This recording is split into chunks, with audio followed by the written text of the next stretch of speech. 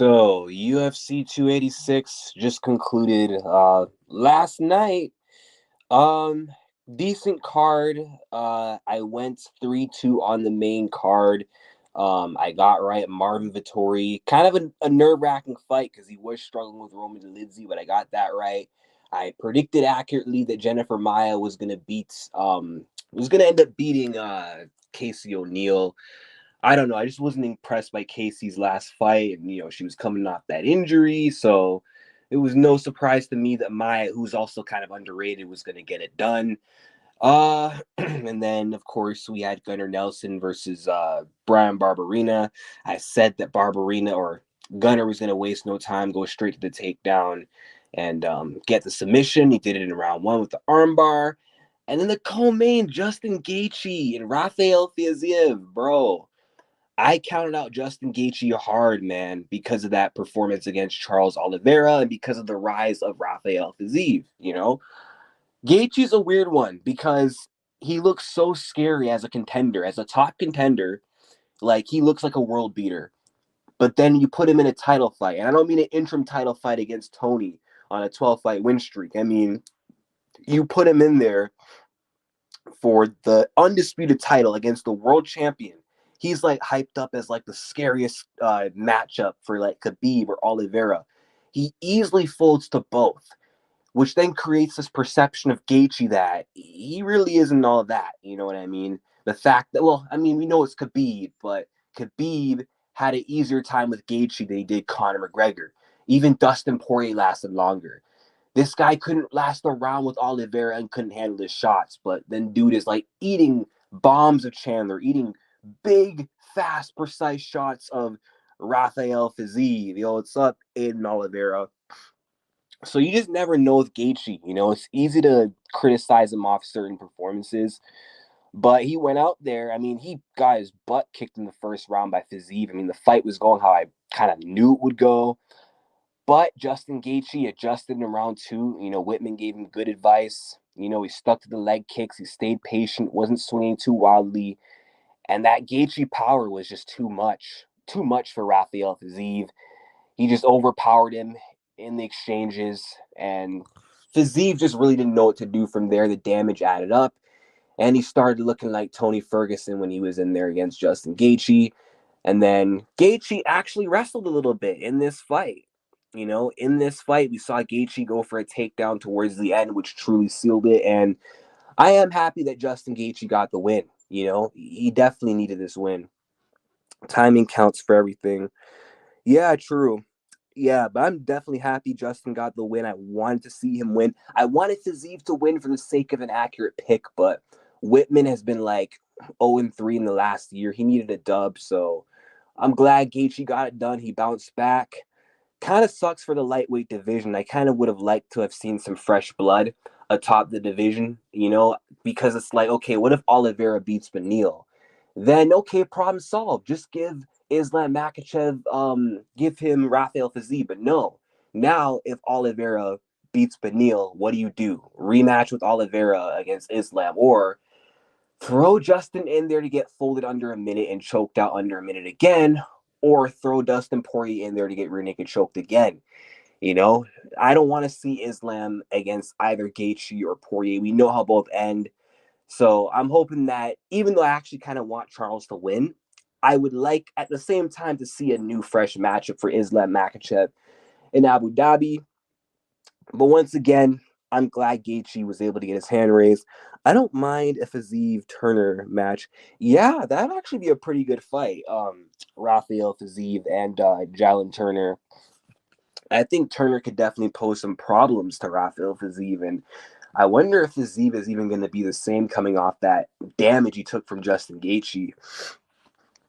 It's shots you don't see coming. Yeah, you're right. You're right. I mean, with Gaethje, you're talking about Charles Oliveira, that fight. Yeah, Oliveira definitely has some good precision in his strikes that definitely did rattle Justin Gaethje because, I don't know, there's no way you can tell me that Charles Oliveira hits harder than Dustin Poirier or Michael Chandler. There's no way he hits harder than those guys. It's just the underrated precision of DuBronx. But, now we got that out of the way.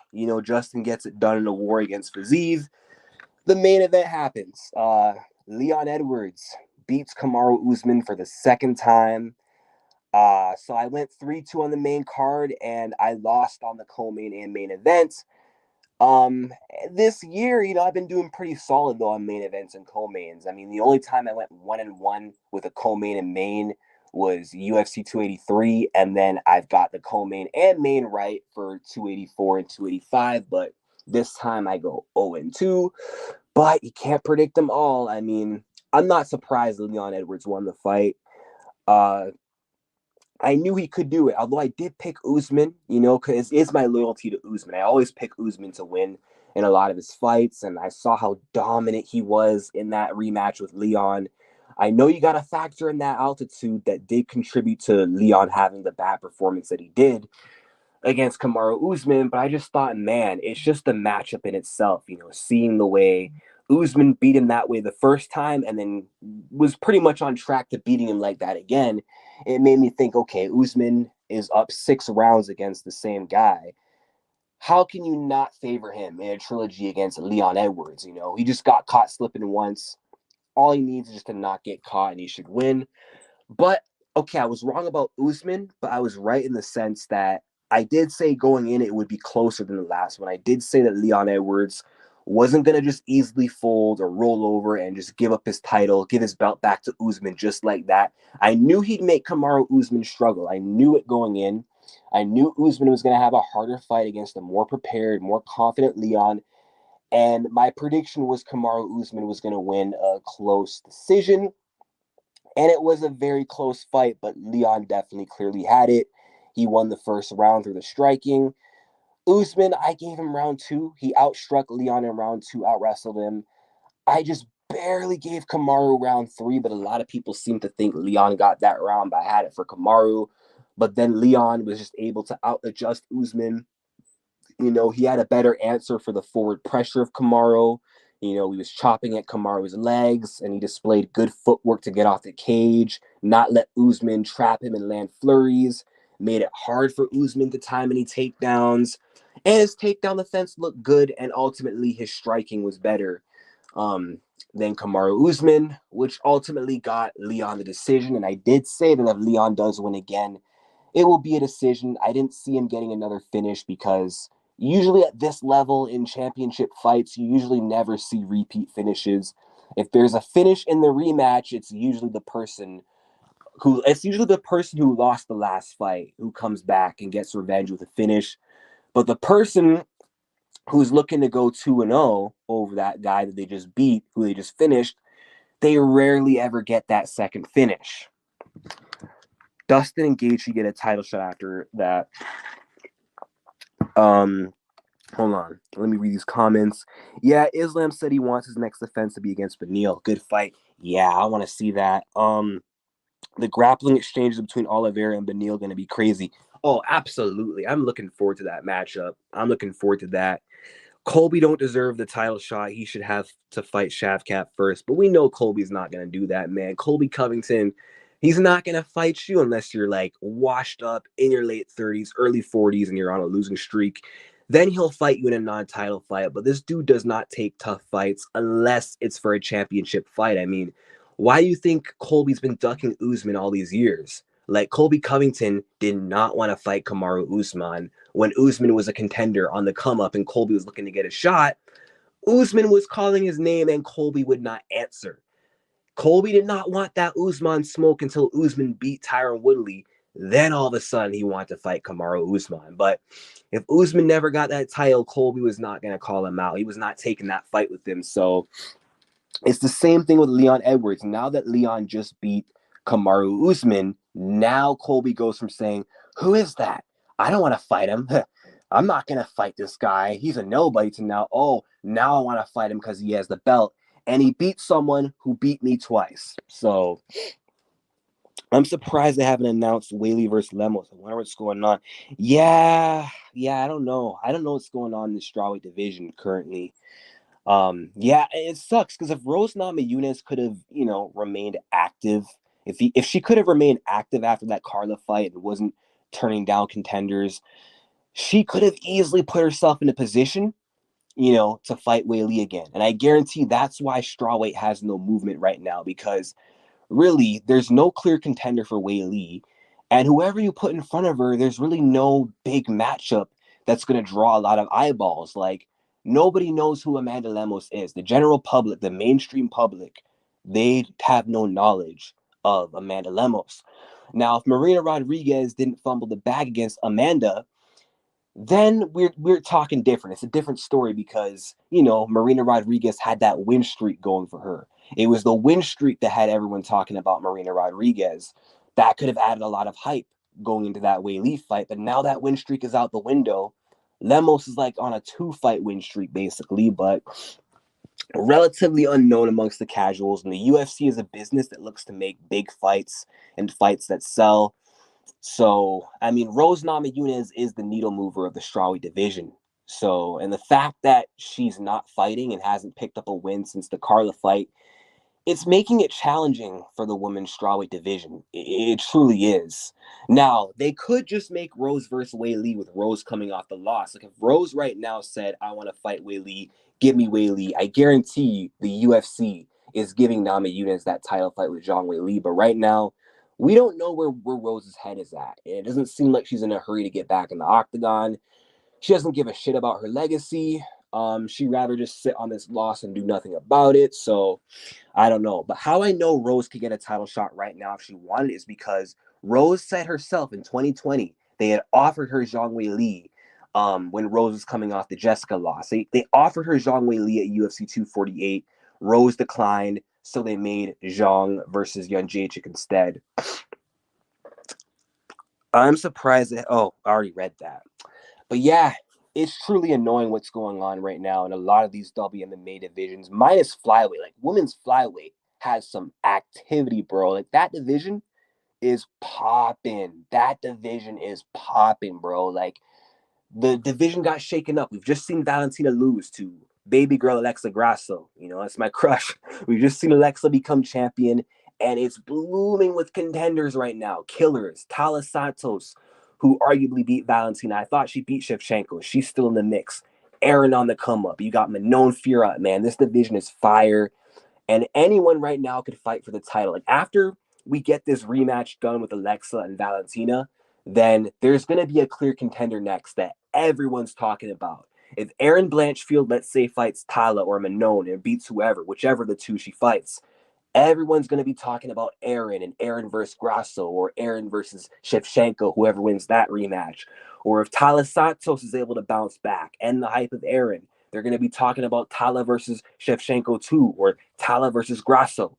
If Manon can beat either Tala Santos or Aaron, you got a good matchup with Shevchenko Manon, or Manon and Grasso. So women's flyweight's moving along nicely. Women's bantamweight has no noise because Amanda Nunes, for some mysterious reason, is not fighting. She's not injured, but she's not fighting. And Juliana Pena is not helping in this case because Juliana is waiting on that trilogy. She's being a Colby Covington, but without Colby coming back and getting a win. She's like if Colby never fought since that first Kamaru fight and was waiting for a title shot coming off a loss. Juliana Pena declined Irene Aldana. She's actively declining contenders they're giving her. She just wants to sit and wait for that Nunes trilogy. Nunes said she doesn't want it. The UFC told her that's not in our plans right now. We want Nunes to fight Aldana, but Nunes doesn't want to agree to the Aldana fight just yet. Nunes said, hey, Pena, fight Irene, and I'll fight whoever wins between you two. But Juliana said no. Aldana said yes. So I don't know what's going on in that division because Juliana's not fighting anytime soon. She ain't getting off her ass. And Irene Aldana is the only one, and Pennington, who's like willing to fight anybody they put in front of her. So, like, Aldana doesn't care. She'll fight whoever, I mean, there's a reason why, as someone in the top 5, she took the Macy Chasson fight, someone ranked number 11. She went all the way back. So Aldana's a G. She turns down nobody. I hope they don't make Raquel Pennington versus Irene Aldana too, but that's probably going to be the next fight. And then Nunes probably isn't going to come back till like December or something. And then Juliana Pena's probably not even going to fight this year. Like, nothing will make Juliana sign the contract except for Amanda Nunes. If Nunes is on that contract, she's like, yes, I'm taking that fight. So women's bantamweight is a lost cause as long as Nunes is inactive, as long as Pena's inactive. That division sucks, and it has potential. And women's strawweight also overrated, and it's declining. Women's flyweight is where it's at. We need Aldana versus Nunes. What the hell is going on? I know, man. It's annoying. I heard the UFC is coming back to Singapore. Maybe Wei Li versus Lemos will be on the main event or co-main. So, do you know when they're going to Singapore? Are they going there like June, July, August? Do you know when? But yeah, that'd definitely be a good card for Whaley to come back on. I mean, maybe it'll be a fight night. Maybe it'll be a pay-per-view. Oh, I just dropped a coin. Maybe it'll be a pay-per-view, but it depends. Depends on their schedule. In June, they might do 2 pay-per-views, one in Canada on June 10th, and they might do like another one later in June in Singapore. We'll see. But yeah, I want that Nunes versus Aldana fight really badly. I really want to see that fight. And yeah, I don't know what's going on. It all comes down to Amanda. And Amanda's just being weird right now, not fighting. She's training. Amanda Nunes is training, but why is she not fighting? I don't know. But who knows? That might be the fight because Dana said they're working on Aldana's fight. And Nunes said she does have an announcement soon, but she did say that like 2 weeks ago. And since we've heard nothing. So yeah, I don't get it. But yeah, last night was a pretty decent card. I mean, I'm not happy with the main event because Kamaru Usman is my guy. Like, Usman is like one of my favorite fighters of all time. He really put Africa on the map for the UFC, and I definitely was not ready to see his reign end like that and end so quickly. I know he's been champ for a long time, 3 years, but I felt, damn, 5 defenses, that's it? 3 years, that's it?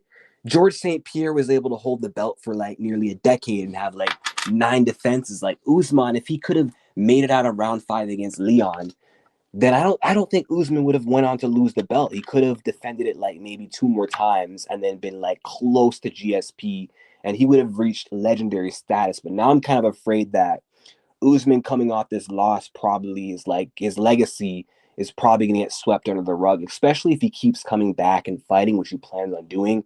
And assuming he goes on a losing streak, his legacy is going to get buried like Tyron Woodley. And Woodley also had like almost the same amount of defenses as Kamaru Usman. So, yeah, it does suck. I wish Usman could have just went out there and dominated Leon, but I knew that Leon was going to show up and show out. I mean, I didn't say, I'm sorry.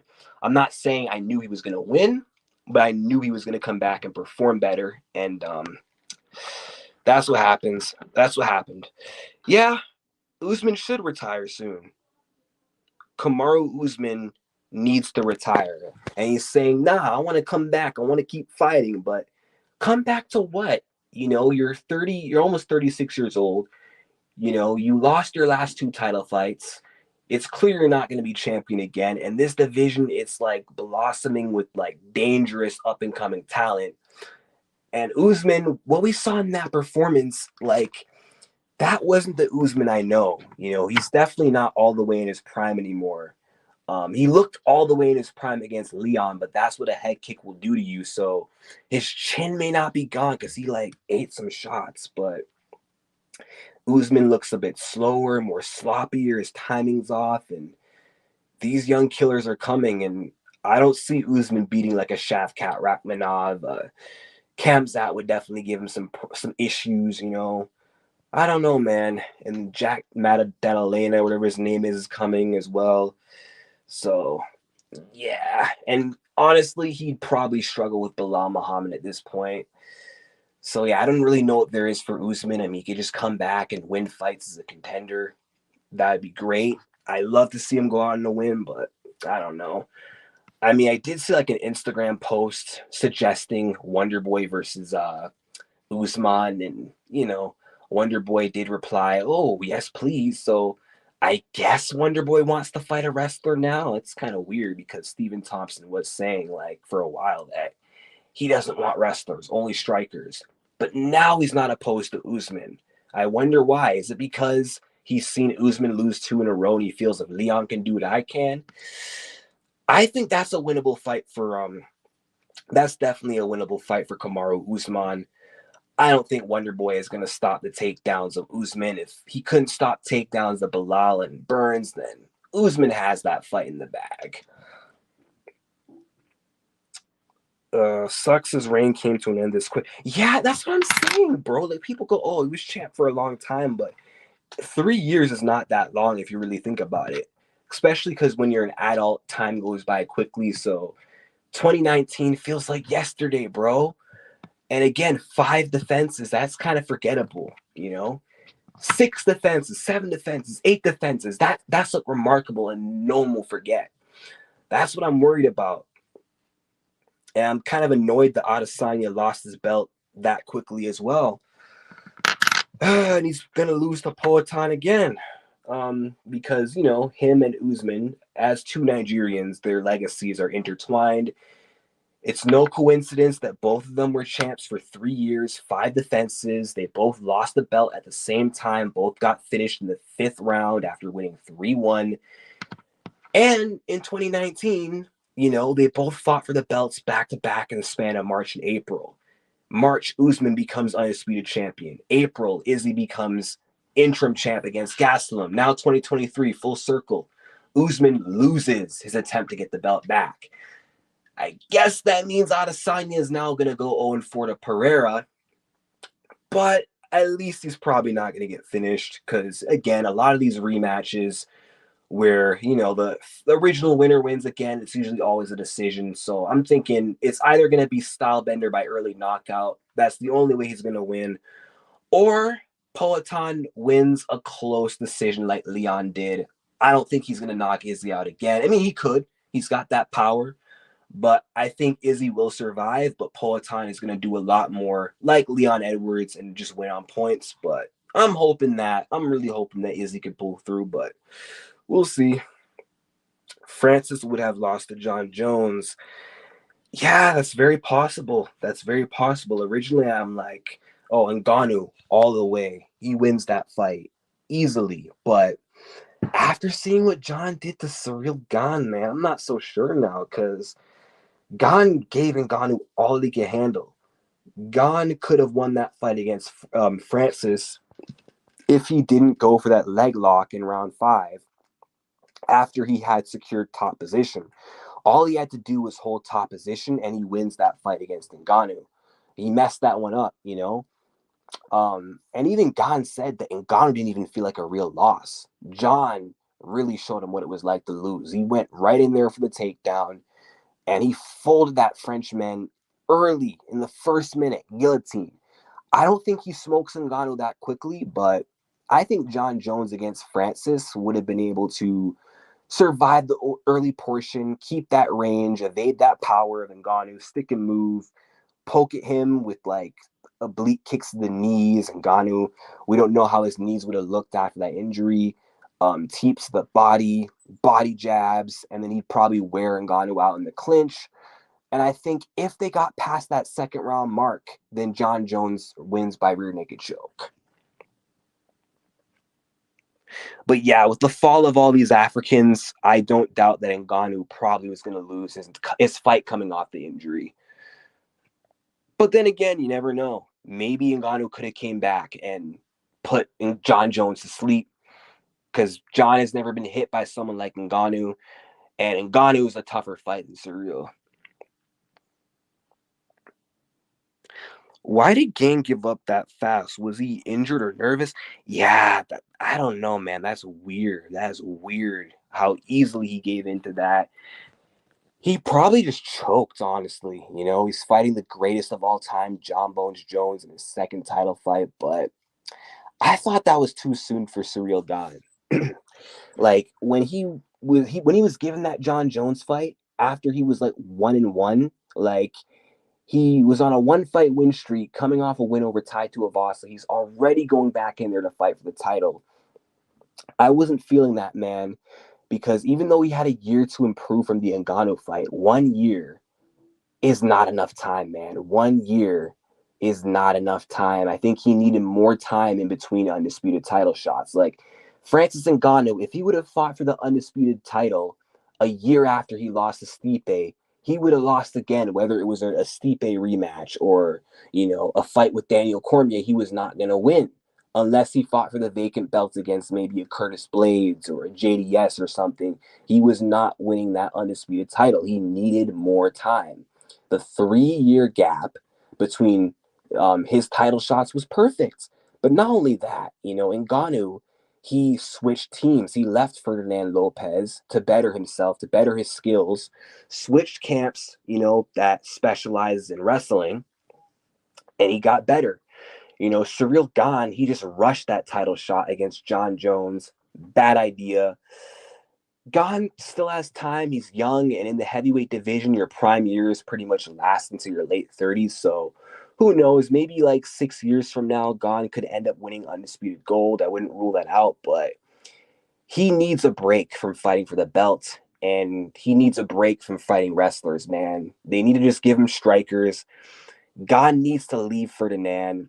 Maybe he should train with Ngannou again at Eric Nixick's gym in Vegas.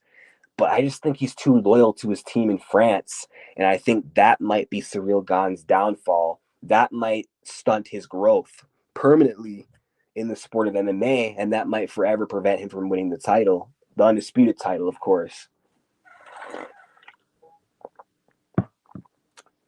Who you got between Andrade versus Xiaonan? That's a tough one. I don't know.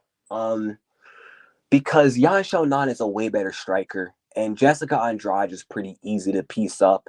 All you need is a jab, straight cross, and some basic footwork.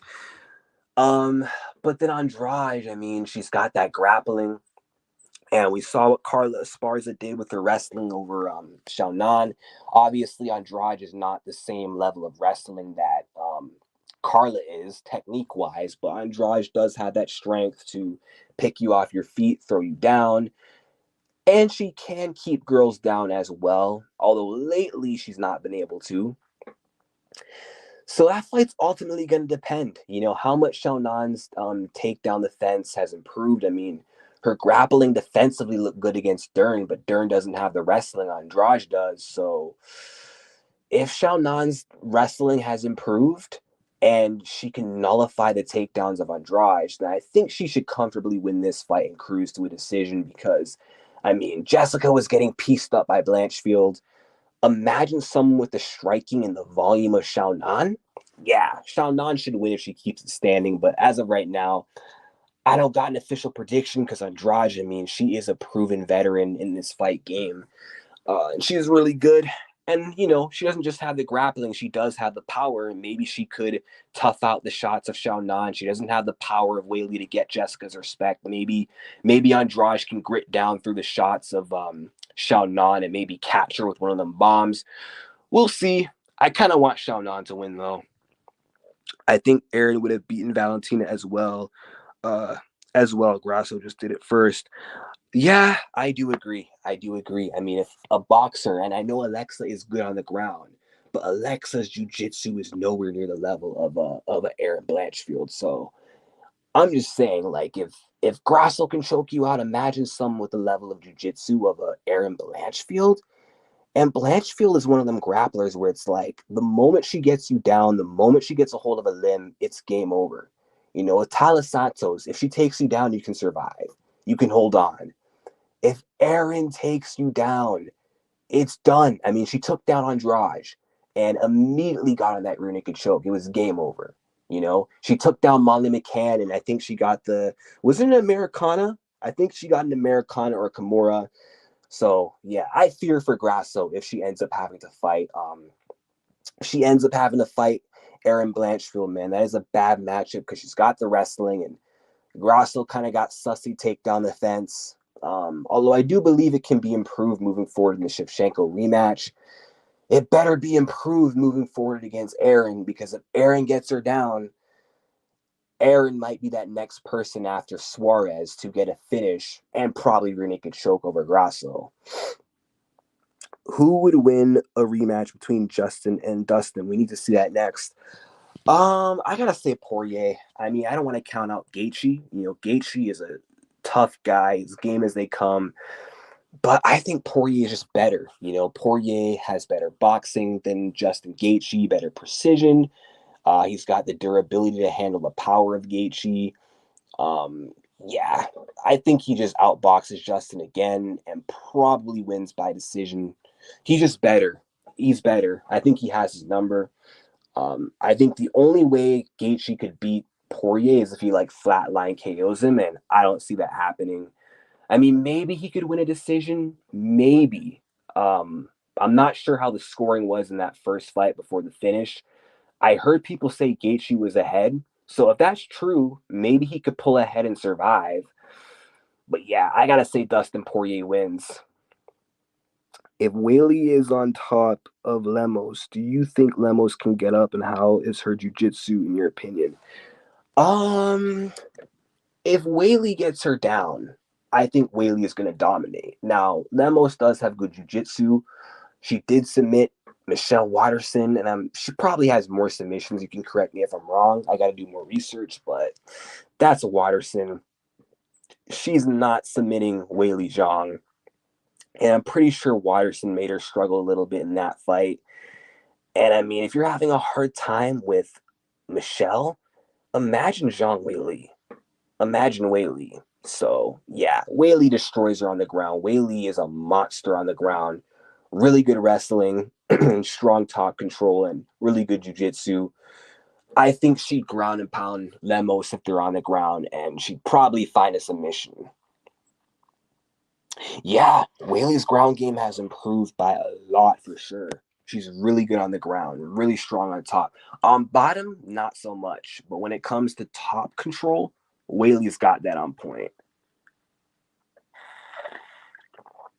Sorry for that squeaking sound. That's my water bottle. My mouth gets dry.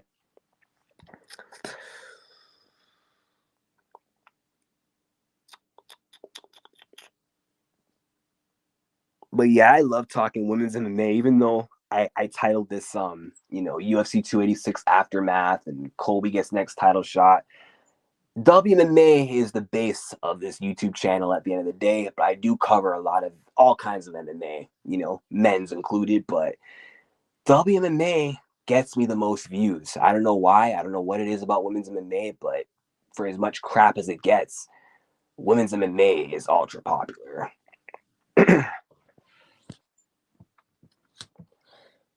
But I do hope, speaking of Whaley, I do hope a fight gets announced soon, man. Man, what I give just for a Rose fight announcement, a Pena fight announcement right now, a Nunes fight announcement, an Aldana fight announcement. I want to see either of these women get booked, and there's just not a lot of movement right now. I want Pena Aldana or Pena. No, I don't want Pena Nunes. Maybe Pena Pennington. If Pena can finally detach herself from Amanda Nunes and just focus on herself and her own career, I want to see her come back. And yeah, I want to see Nunes fight again as well. Colby has good chances against Leon. Oh yeah, definitely.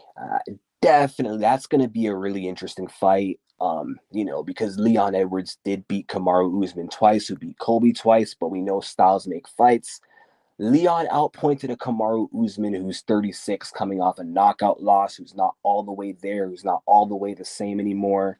The Usman who was in there against Leon, you cannot mean to tell me that's the Kamaru Usman who starched Masvidal, who starched Gilbert Burns, or who was kicking Leon's ass for 25 minutes of that second fight.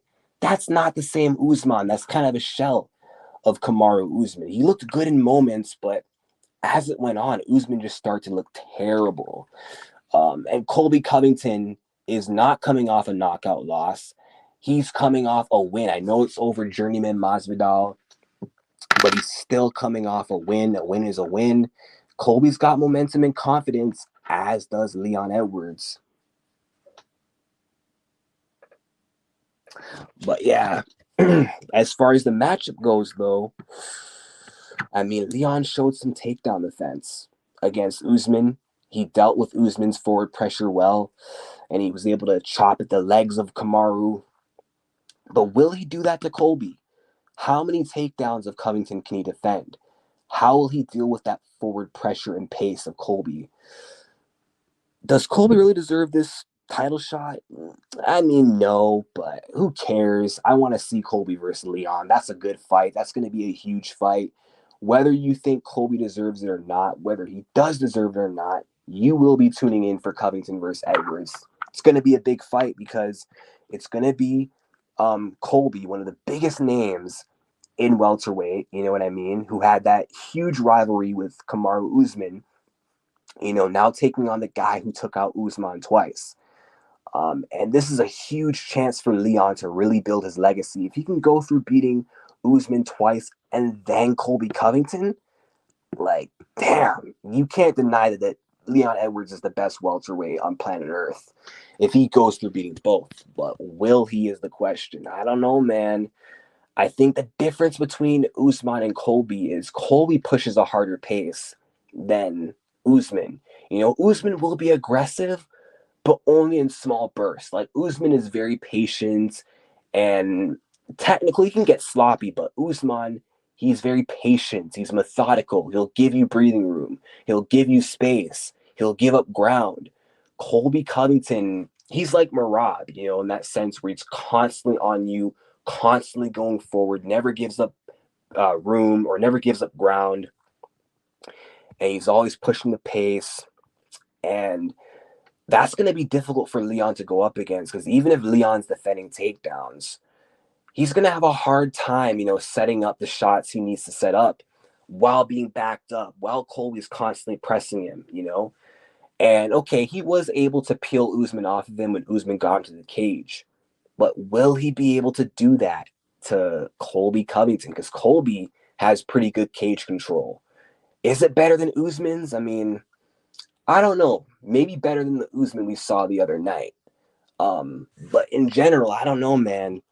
When Colby gets a hold of guys, he's good at keeping them against the cage and then constantly dragging them down. So, but then again, Leon Edwards, I picked against him twice against Usman, and he proved me wrong twice. So I don't really have a pick for this one. I mean, may the best man win. Leon could definitely go out there, beat Colby. He is the underdog. I know people going forward are going to doubt Leon Edwards based off that one bad performance against Usman in the second fight. They're probably thinking to themselves, oh, he's not that good. Usman was beating him. Okay, he'll lose to Colby. He'll lose to Khamzat, Shavkat, and maybe true. But Leon is probably going to just prove a lot of doubters wrong going forward. Fight was mad, but Leon was able to get up. Or he was able to get Usman hurt a few times. Yeah, he definitely he cracked Usman with some good shots. He landed some nasty knees up the middle that had me biting my nails because I was team Usman and I'm like, come on, Usman, stop taking those knees, bro. Are you trying to get knocked out again? But by the grace of God, Usman's chin was okay, but his defense was not okay. And neither was his striking after the second and third round. But I can't wait for that Colby Covington fight. I can't wait for the build-up, and I cannot wait for the matchup. Honestly, though, I think if Leon's gonna beat Colby, I think because of the styles, I feel like Leon's gonna need to knock Colby out or catch him in a submission. He's got to catch him with something because with all that volume,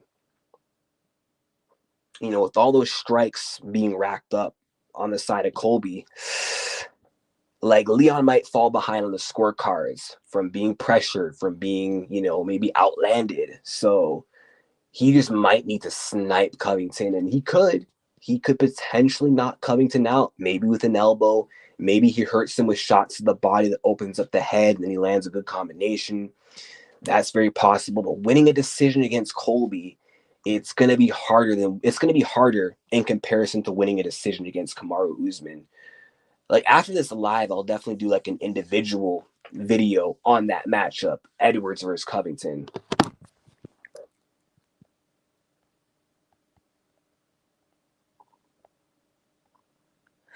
But that'll be funny. I mean, if Colby ends up winning that fight, man, I'll end up having a good laugh about it. But if Leon wins, then hey, again, no one can deny Leon Edwards. I mean, I already know he's the real deal. You know, like Leon is proven. He beat Usman twice, and that's not an easy thing to do. So, I mean, if you can beat Usman, you can beat Colby. So, we'll see. Leon probably won't hold the belt long. I feel bad for Bilal. Bilal is getting overlooked, and now Dana said he got to fight Shavkat. Yeah, that's brutal, bro. Bilal's losing that fight. He's losing. I mean, look at what Shavkat did to Jeff Neal, whose son Bilal Muhammad. And Jeff Neal would probably beat Bilal again. I know MMA math doesn't always work, but come on. Shavkat is not losing to Bilal Muhammad, man. I know Bilal is good. You know, he's on a good win streak right now. You know, he beat Luque. He knocked out Sean Brady, but come on, bro. Shavkat is the future. I think his striking is going to be too good for Bilal Muhammad. His takedown defense is going to be too good for Bilal Muhammad. He's not no wonder boy. So if Bilal wants to wrestle, forget about it. If he wants to strike with Shavkat, forget about it. Um, does he have any power to get Shavkat's respect or to hurt him? Hell no. And Shavkat, we saw him rock Jeff Neal the way he did and almost knock him out before he choked him out. I'm pretty sure he's probably going to end up knocking out Bilal Muhammad. If not, he's going to drop him a few times and win a dominant decision. But that does suck for Bilal because he came all this way, to then have to go backwards and fight Shavkat, when he could have potentially been fighting for the belt. That's it for Bilal, man. He ain't getting no title shot now. Shavkat versus Colby. Who would you pick? Oh, Shavkat Rakhmonov. That's a terrible matchup for Colby Covington. I think Shavkat could keep up with Colby's pace. Shavkat has the defensive wrestling to deal with Colby's offensive wrestling. And he's got the striking advantage. He's got the footwork to deal with Colby's pressure. And if Colby's unable to, back him up against the cage, then he's getting outstruck. He's getting picked apart by Rakhmonov. And he probably gets TKO'd by Shavkat. Shavkat will slaughter Bilal, absolutely. I predicted Leon to beat Usman long ago when he beat Bilal. That was a no contest though, but I guess you could say TKO eye poke over Bilal. Agreed, but I think Khamzat would beat Shavkat. I kind of disagree on that. I mean, maybe he could beat him. It's possible. But it depends. I don't think Khamzat Chimaev could take Rakhmonov down. Rakhmonov himself is a really good wrestler, but he has better striking than Khamzat Chimaev. Like Boris has poor defense, doesn't move his head, and he swings hooks and haymakers. Shavkat, everything he throws is precise and down the middle. I think he can counter those haymakers, those looping shots of Khamzat and exploit his lack of head movement, and he could pick him apart. And he probably would outpoint him, but I mean, if Chimaev could either crack Shavkat on the feet, knock him out, or ragdoll him with the wrestling, then hey, I'd be impressed. And I've been wrong at many predictions before, so I'm not going to act like I know what I'm talking about, but that's just my opinion and how I view the matchups. Khamzat's aggressive wrestling would be too much for Shavkat. Would be too much. Shavkat couldn't get Neal to the ground. Yeah, I mean that's true. That's true. But would he need to get Chimaev to the ground though? Chimaev's going to be the guy who's going to want to get Shavkat to the canvas. Now, I don't know, has Shavkat ever fought anyone with the wrestling of Chimaev? I definitely need to do more homework on Shavkat Rakhmonov. but I've seen the stats on this guy's takedown defense, and that's pretty telling enough, you know? And he can also take guys down. I mean, of course, I don't think he would take down Khamzat, but he doesn't need to. He could beat him on the feet. He just needs to worry about keeping the fight standing against Chimaev, pretty much.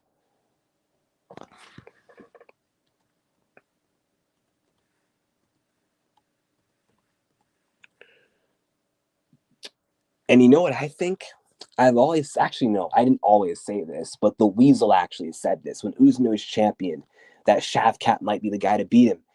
And then when I started seeing Shavkat's fights, I was thinking, okay, if Usman gets the belt back from Leon, the guy who's gonna actually be Usman's maker or kryptonite might be this Shavkat dude. Um, Instead, it ended up being Leon Edwards, but Leon kind of got a shell of Usman, so I don't know if that counts. I don't think Leon Edwards is better than Usman or Usman's kryptonite. I just think he caught Usman at the right time, knocked him out in his mid-30s. Usman's older, and then Usman's not the same coming off that win. So I've always said if Usman is not all the way there, then Leon will probably end up winning. But I think Shavkat will be the welterweight champion come 2024. And he's probably going to end Leon Edwards' title reign. Like, I can see Leon beating Colby after beating Usman. Shavkat beats Bilal, and then I think Shavkat goes out there and he beats Leon Edwards for the title. But then again, Gilbert Burns and Masvidal, like this welterweight division is kind of in a tricky position because, like, what if Masvidal upsets Gilbert Burns? You know what I mean? Can the UFC really say no to making a Leon Edwards versus Jorge Masvidal? I mean, if Masvidal is coming off a win and he's one of the UFC's biggest stars and he's got that rivalry with Leon that needs to be completed because they were supposed to fight at UFC 269. So, man, Leon wants that fight. So I could see the UFC potentially leapfrogging Covington, pulling him out of that fight and making Masvidal Leon instead. But if Burns wins, I think Colby's getting that shot 100%. Can you imagine Shavkat versus Burns? Yeah, that'd be a great fight, man. And Burns is a dog. I mean, a lot of people counted him out against Chimaev. I picked Gilbert Burns to beat Khamzat Chimaev, and that was not the incorrect pick. And I honestly scored the fight for Gilbert Burns, honestly. Maybe I'm biased, but I did, in fact, think that Gilbert won that fight. He won the second round, and I had him winning round 3. But I could kind of see how Chimaev might have won that round. But I will say, if Gilbert Burns didn't get dropped by the jab in the first round, he definitely was going to win that fight because he was winning round 1 until getting dropped by the jab. That ruined the fight for Gilbert. Gilbert could definitely give Rakhmonov that work. He could probably test him in the same way that he tested Khamzat Chimaev, but ultimately, I say Shavkat would outstrike him, I think. And Burns is so susceptible to straight punches and jabs. I think that Rakhmonov could quite easily exploit that weakness and win. But I'd like to see it. I definitely would like to see it. And I think maybe burped. Maybe the winner of Bilal versus Shavkat could fight the winner. Well, if Masvidal wins, he's not taking any of them on. But if Burns beats Masvidal, which I think he will, Burns should fight the winner of Bilal versus Shavkat Rakhmonov, I think. Beneil versus Poirier, who would you pick? That's a really tough fight because Dustin doesn't have the greatest takedown defense, and Beneil has really good offensive wrestling, and he's got the jiu-jitsu advantage. But on the feet, Beneil Dariush does not hang with Dustin Poirier, and he definitely doesn't hang with him on the feet the way that Du Bronx is able to.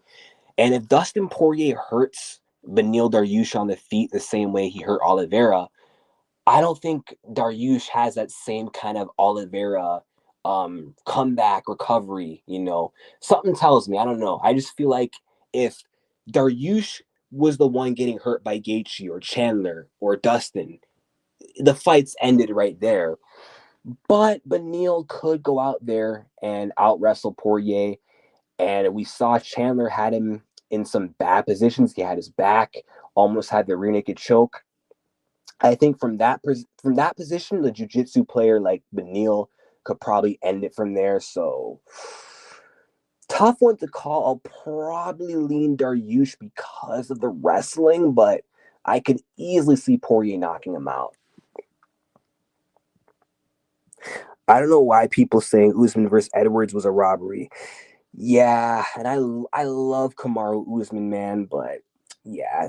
At first, watching it live, I thought, yeah, Usman might have got it. I'm not sure, but I hope they give it to Usman. He might have done enough. And when I heard 48-46 because of the point deduction, I'm like, oh, Usman got it. I heard and still, but then thinking back, I'm like, yeah, Leon definitely won that fight. I haven't even rewatched it since, and I already know that Edwards is the rightful winner, but I do wish they would have robbed Leon Edwards as an Usman fan, even though people would have complained, and Usman probably would have lost the belt soon after that, given that performance. I do not care, man. I really wanted to see Usman get his belt back, but unbiasedly, Leon Edwards won that fight, rounds 1, 4, and 5. Arguably maybe 4-1, but I had it 48-47 Leon Edwards. Tatiana is the only one who I think has a chance against this version of Weili. Oh, me too. Me too. I would pick, I don't know. I don't want to actually straight up said pick Tatiana because I don't want to just count out Weili. She's really good and Tatiana is untested. But that's not a good matchup for Zhang Weili, man. I know she dispatched Carla Esparza, ended her win streak. We know how good Carla's wrestling is, but Tatiana not only has better wrestling than Esparza, she's more physical than Esparza. She's one of the bigger women in the strawweight division who's big, strong, better control on the ground than Esparza. And Weili's just not going to be able to out scramble, Tatiana into finding a submission like she did against Carla Esparza. Against Tatiana, if she ends up in those grappling situations, it's not going to be as good for Zhang Weili. Like, she best keep away from Tatiana, but that's the problem with Weili's style is her style doesn't revolve around keeping distance. Her style revolves around getting in, getting close, landing big shots in tight. But if you do that against Suarez, she's going to get a hold of you. And if Tatiana can get a hold of you, it's kind of a wrap. And Weili is susceptible to takedowns. And when Weili does get taken down, I know she was able to get up against Carla, but in general, Weili's not good at getting back to her feet. Tisha was able to keep her down. Rose Namajunas was able to keep her on the ground. You know what I mean? She couldn't, I know she was tired, but Rose took her down easily and kept her down easily. She went 2 for 2 on takedown attempts. A striker. I know Rose can grapple, but she's primarily a striker. Her wrestling is nowhere near as good as Tatiana. Neither is her control. And she went 2 for 2 on takedowns and had so much control time against Weili. That is concerning going up against Tatiana Suarez. Now, who knows? Maybe Zhang Weili could potentially find a submission against Tatiana Suarez in a scramble. Maybe off her back she gets an armbar or something. Who knows? Or maybe her takedown defense just flat out holds up and she pieces up Tatiana and knocks her out. But I don't know, man. Tatiana's got height and length on Weili. And Tatiana has an awkward way of getting in and getting a hold of people. And like I said, Weili, her style is not revolved around keeping distance. And I believe to beat Tatiana, you got to be able to keep range on her. You got to be able to move away, have active footwork to evade the pressure and not let Tatiana get close. And I think someone like Rose Namajunas could do that against Suarez. She could keep that distance, She could stick and move against Tatiana, stay long, and stay away from the clinch. But Weili, man, I don't know. Suarez might win that. Facts. I say it's 50-50 because Tatiana won't let her up if she gets her down. Weili versus Rose trilogy. How do you see that going?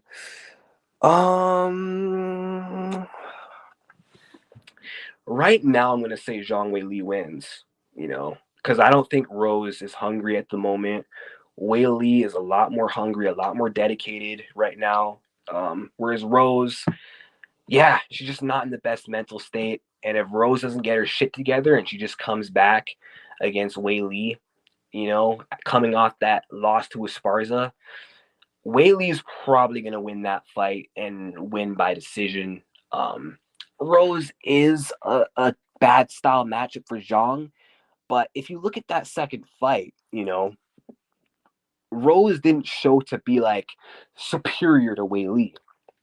She didn't show to be that much better than Weili. It was a close, even matchup.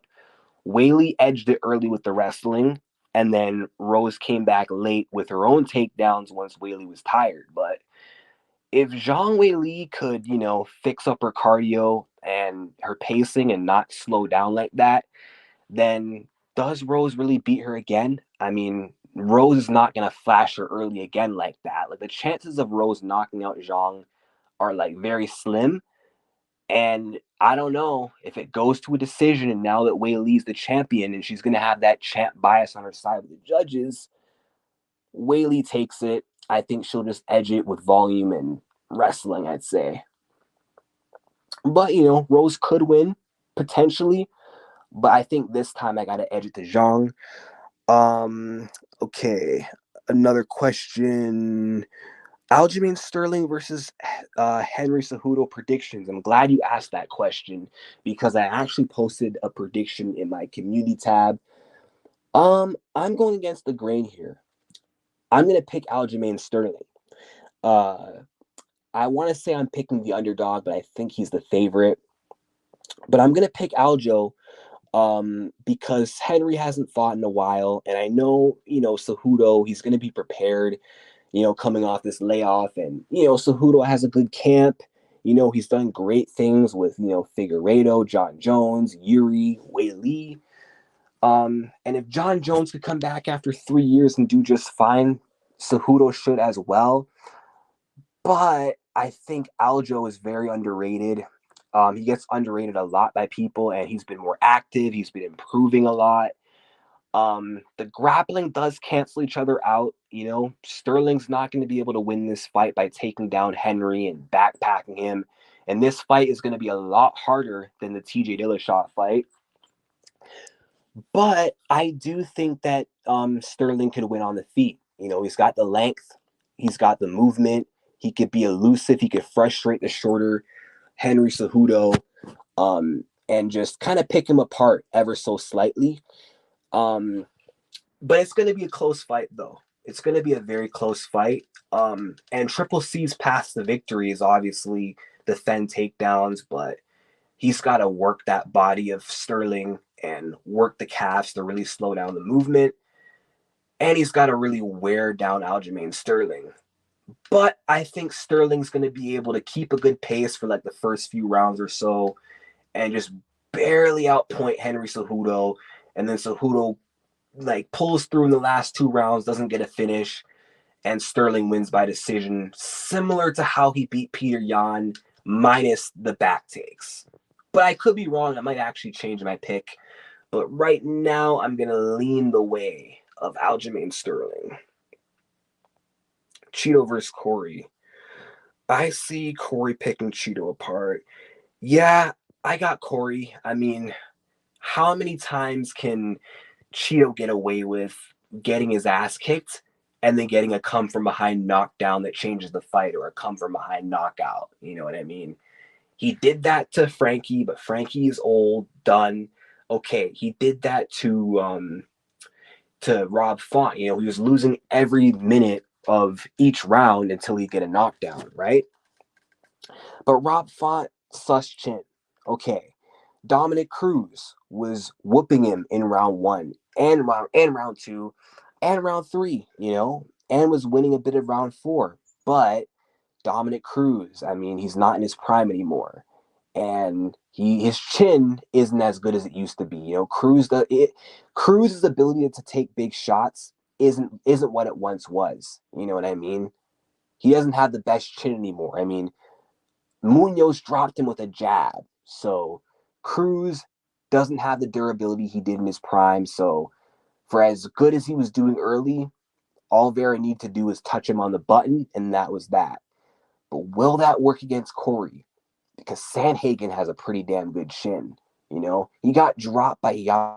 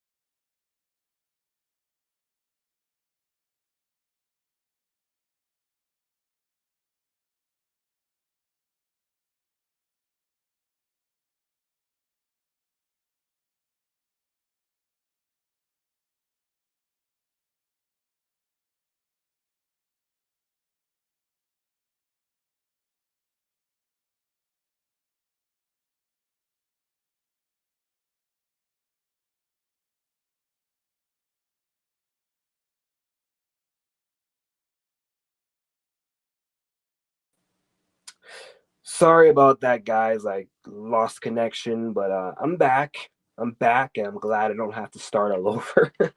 Oh my god. Uh, Sorry about that. I lost connection. Did you guys hear my prediction of Cheeto versus Corey? I'm sorry about that. Let me know. Let me know. Hmm.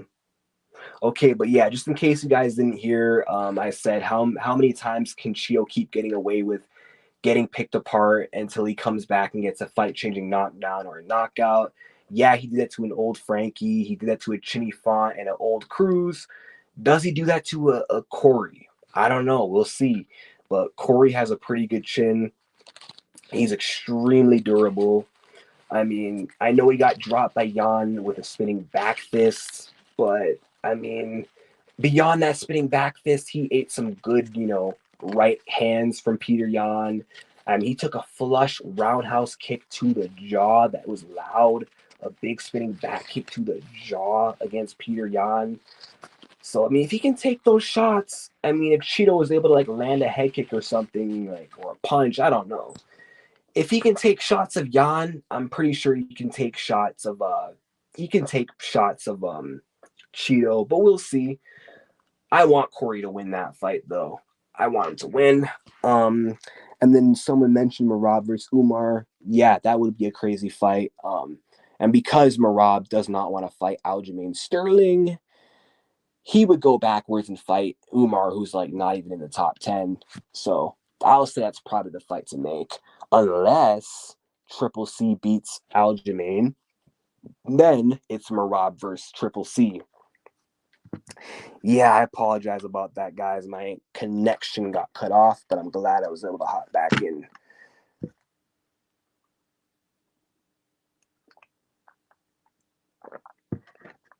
I've been on here for almost an hour. It's getting pretty late. But I got some time to kill, though. I got some time.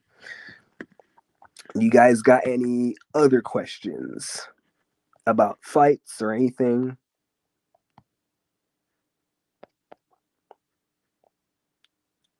Cejudo might be. Oh, yeah, I'd pick Henry to win that fight. Even though weirdly enough, I am leaning Aljamain Sterling in like a close fight against Cejudo.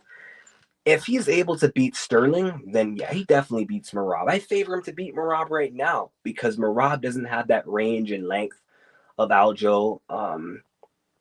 And he's not out wrestling Triple C, and I don't know. I don't know if Triple C just gonna let Marab just bombard him like that with a bunch of volume the way he was able to do to Peter Yan. Like Yan just couldn't get his rhythm going against Marab. Marab was just really putting it on him. And Jan's the type of guy where it's like he needs the fight to be as low pace as possible in order for him to like download the data. I know people hate that terminology of Jan downloading data, but I'm going to say it anyway. He needs to be able to think, in order to figure out his plan of attack. And Aljamain Sterling in the first fight actually had a good game plan of pushing the pace against Jan to where Jan's not able to set things up on him. But the problem with Aljo is like he doesn't have the cardio to keep that up. But Merab has the gas tank to go all day. So Jan just had nothing for him. He could defend takedowns, but he was not able to set up his best, cleanest, most precise counters. But Triple C's got the IQ. I think he's better than Peter Yan. So I think he could, I mean, if Aldo and Jan could defend takedowns of Merab, Cejudo defends those takedowns, being the Olympic gold medalist he is, and I'm sure he could outstrike Merab Dvalishvili. Allen versus Volk and Max predictions. Last question. Okay. Okay. I'm gonna go in order. So Max versus Arnold Allen. It depends on how Holloway comes back from that, 5-round whooping against Volkanovski. Is he going to be the same fighter after? He's taken a lot of time since. That was a lot of damage he took in that fight, and that could have took years off Holloway's career. But if not, if Holloway is still fresh, if he's still Max blessed that we all know, I think Holloway should win because he has the cardio edge over Arnold Allen. Allen slows down as the fight goes on. Max gets stronger as the fight goes on. And Arnold Allen always breaks his hand. And with Max's granite skull, it's pretty easy to get a hand injury against him. So if he breaks his hand against Holloway and starts slowing down, that's not going to be good for him, man. And I don't think Allen will have the striking of Volkanovski, like the style of Volk to just shut down Holloway's offense and what Holloway needs to do. So I'm gonna say Holloway wins that fight. Although there is a way to beat Max, which is you got to be able to offset his rhythm. You got to be able to meet him in the middle, get his respect. But I don't know if Allen could do what Volk did, but we shall see. But I got Holloway 60-40. As for Arnold Allen versus Alexander Volkanovski, Volkanovski would win that fight. I mean, we've seen how Volkanovski did against Makachev. That's going to be a performance that's going to go down in history, even though Volk didn't win. That just showed how unfuckwithable Volkanovski is. I think Volkanovski would outsmart Allen. He's got the IQ advantage. He's got the overall striking advantage, the cardio advantage, the wrestling advantage. I just think he'd comfortably pick Arnold. He would comfortably pick Arnold Almighty Allen apart. He'd dominate that fight. Poatan versus Robert Whittaker. I'm gonna say Robert Whittaker would win that fight. Because even though Israel Adesanya did beat Whittaker twice and Poatan seems to have Izzy's number, the difference is that, okay, Robert Whittaker, even though his striking isn't as good as Izzy's to deal with Poatan, he's got the offensive wrestling in his back pocket that Adesanya doesn't have.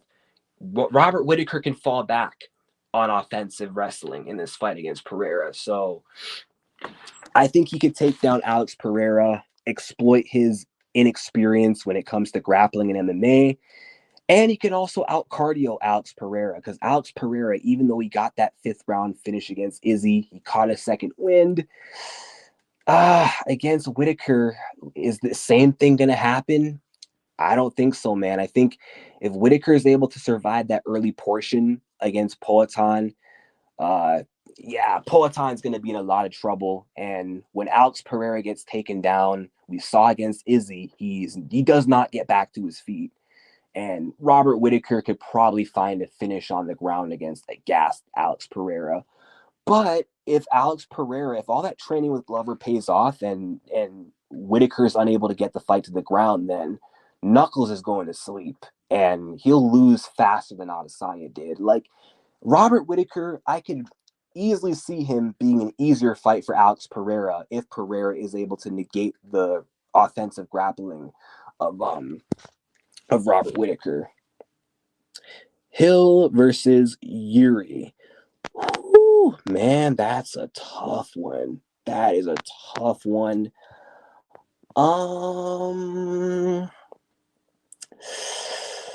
Man, I'm gonna say Jamal wins that fight, but Yuri's gonna give him some trouble. Like with Yuri's awkwardness on the feet and his pressure, that's gonna pose some issues to Jamal Hill. And I think Jamal is gonna take some damage, he's gonna get dragged into a war.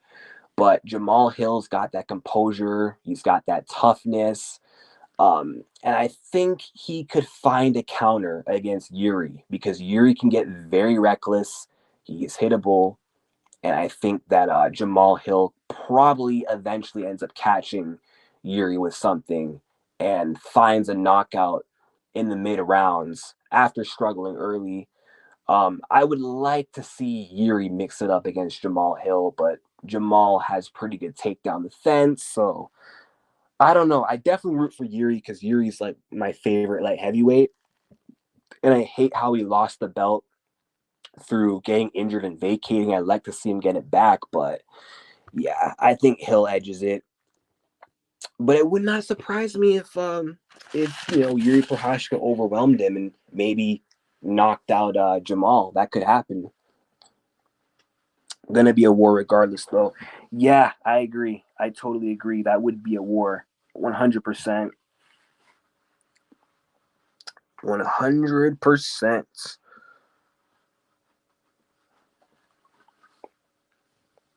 How many people we got on here? 3 people so far. But yeah, I like these matchup questions. Sorry if I ramble a lot and don't always get straight to the point, but yeah, it's kind of a habit. I really like getting in depth when it comes to these fights. And, that is my passion. Okay, good night, Aiden.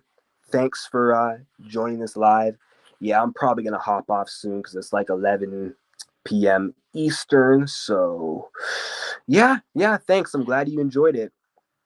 Who else is on here? Anyone got any more questions? Anybody?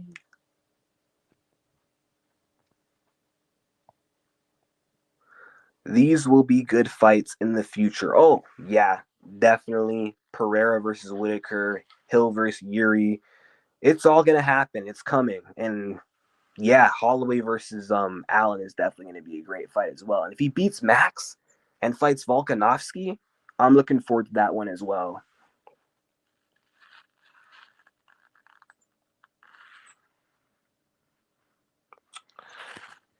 Alrighty then.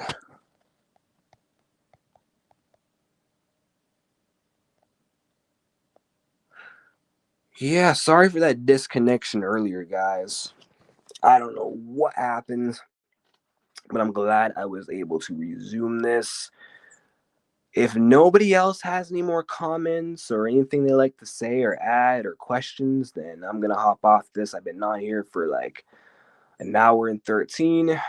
This is one of my more successful lives because on my old channel, man, when I was going live a few times, I would barely get any views, but today has been a pretty fire live and a lot of people were tuning in. So